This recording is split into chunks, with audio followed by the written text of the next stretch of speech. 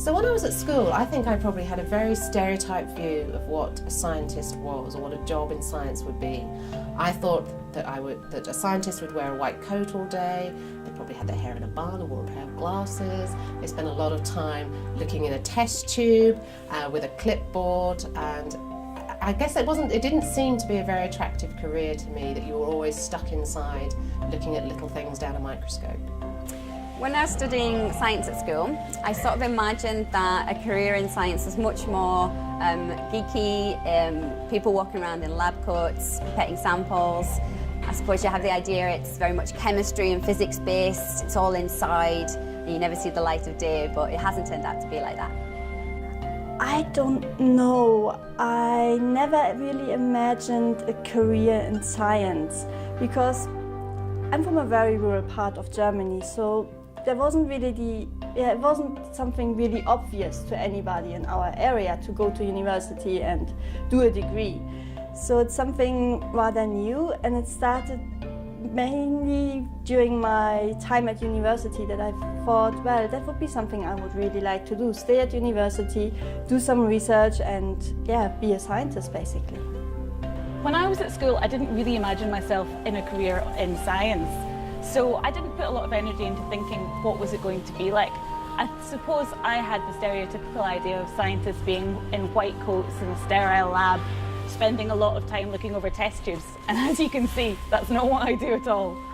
When I was studying science at school, I guess I didn't really have any preconceived ideas about what a career as a scientist would be.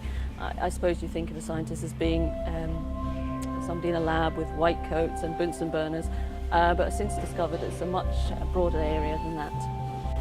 When I was at school, I didn't really take biology as a subject until the later years. I crashed it as a higher, and then I found I really enjoyed it, so I went on to do an undergraduate in zoology at Glasgow University. And then after that, because I found I really loved the research, I went on to do a PhD here at SRUC.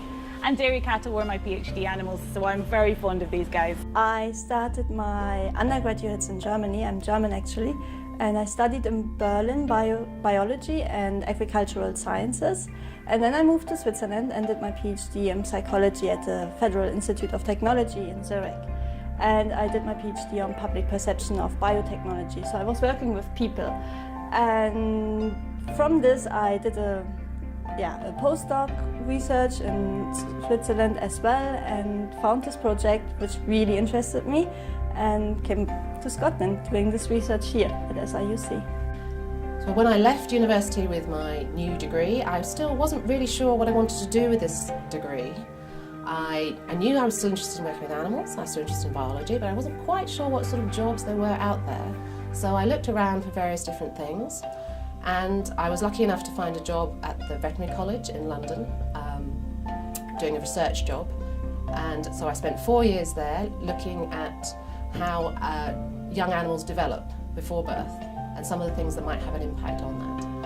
And I got a PhD at the end of that, and then again with my PhD I still wasn't quite sure what I really wanted to do with this. So I looked at some of the different options. I thought about becoming a journalist, for example, writing about science.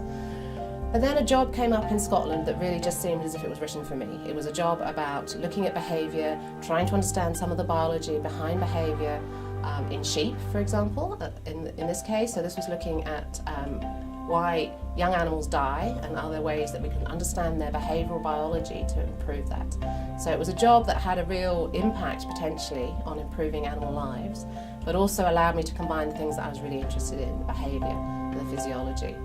So I think really I got here by a combination of luck and being in the right place at the right time. For me, there's not such a thing as a usual day in science. Yesterday I was at the zoo helping undergraduates do a research project. Today I'm on a farm looking at these little guys.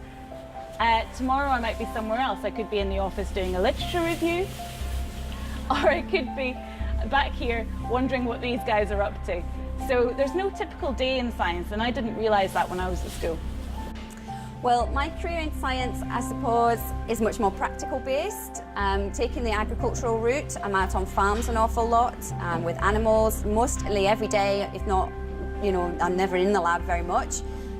I travel a lot and we go to a lot of conferences, a lot of talks. and spend an awful lot of time getting cold, getting covered in mess and cuddling lots of animals. So I think the things that have really attracted me to science is some of the problem-solving aspects that science brings. So it's about understanding more about a problem, and biology in particular for me, that's always been the major attraction for me, is trying to understand a little bit more about how animals achieve various things in their lives. I think anybody should choose a career in science. It doesn't matter if you're a girl or a boy. It's a very interesting road to take. There's always something new. It doesn't have to be animals or agriculture. It could be computing or social media even. And I think that you'll never be bored. I think science is a great career choice, just for the fact that you wake up every morning and you can learn something new, you learn all sorts of different skills, and you know, having worked in other jobs, I feel it's a great gift to be able to just be able to use your brain every day. You know, it doesn't happen in other jobs, necessarily not all other jobs. So I think you know, that's something to be grateful for.